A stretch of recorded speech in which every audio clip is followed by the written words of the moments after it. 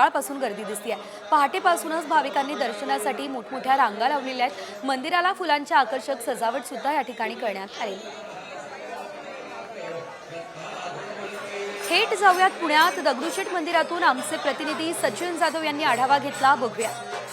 आज गणेश जन्मोत्सव आहे, त्यानिमित्ताने पुण्यातील दगडूशेठ मंदिरामध्ये भाविकांची आज पहाटेपासून दर्शनासाठी रांगा लागलेल्या आहेत। आपण पाहतोय पुण्यातील श्रीमंत दगडूशेठ हलवाई गणपती मंदिरामध्ये आज गणेश जन्मोत्सव आहे, त्यानिमित्ताने वेगवेगळे कार्यक्रम आज पहाटेपासून केले जातात।